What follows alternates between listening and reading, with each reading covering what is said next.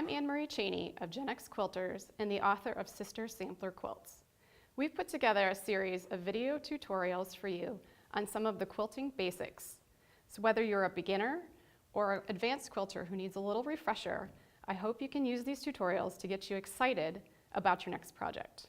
Today, we're going to start with the granddaddy of them all, half square triangles. You can see that block right here. It's a square that's comprised of two triangles, and the triangles take up exactly half of the block. They're really simple to make, and if you figure out how to do them accurately, it will save you a lot of headaches in your piecing later on. So let's get started. We're going to start with two squares that are the same size. On the back of one of the squares, I've drawn a diagonal from corner to corner across the block. We'll take these squares and place them right sides together, just like this, and now we're ready to sew. Okay, so now we're ready to sew. You can pin these two blocks together. I personally usually don't, but it's up to you and what you're comfortable with. When we start sewing, we're going to look at that diagonal line that we drew, and you want to sew a 1/4 inch away from the line.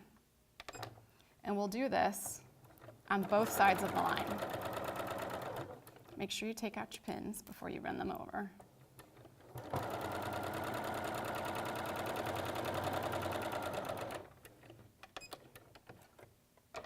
So there's one. We'll go back and do that on the other side.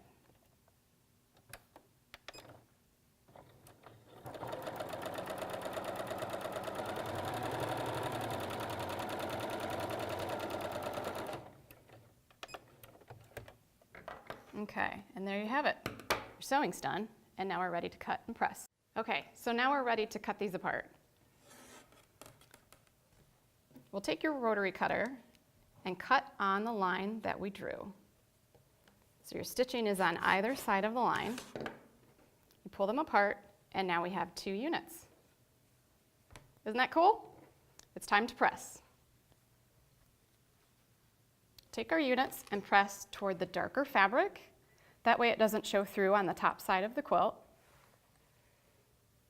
And after you press, we're ready to square it up. Now here's a super cool trick that I kind of discovered with some office supplies. Usually when I lay these rulers on top of my blocks, I tend to get a little bit confused at the grid lines that are shown on this ruler, because there's just so many and you're trying to remember what size is it that I was going to cut. You're kind of trying to remember and make sure it's correct when you're cutting all at the same time. If you grid this off just using some really high-tech sticky notes, it makes seeing what you're trying to cut a whole lot easier.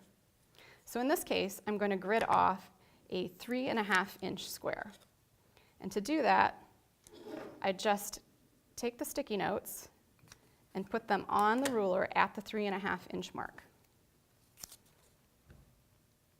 It's really simple. It's something that everyone has at home. And this way, when you look down and you've placed your ruler on top of your half square triangle, you can see exactly the area that your square needs to be, and you don't get confused by the other grid marks. Now, on top of our half square triangle, we'll lay the diagonal of our ruler on top of the diagonal of our block. And what you're looking for here is just to make sure that there is excess fabric on all 4 sides of your gridded off area. So that's really easy to see on the free sides. You can see the fabric hanging over the edge, but you want to make sure there's a little bit of fabric hanging off behind the post-it notes also.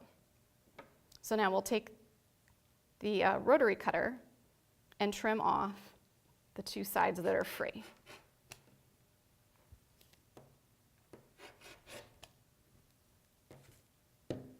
Turn that around. So now your cut sides are here.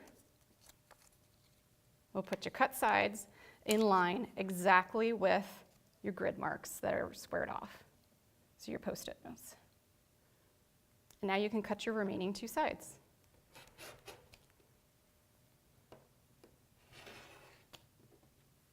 And there you have it, your finished block. It's a block that can be used in a quilt top alone by itself. You can make hundreds of these and put them all together just in a row. It'll look fabulous. Or you can arrange them in different arrangements and make an all half square triangle quilt with these different configurations of half square triangles. It'll look great. Or you can use this block as a component of one of your other classic quilt blocks. So it's really a great place to start. I hope you enjoy making these in your next project.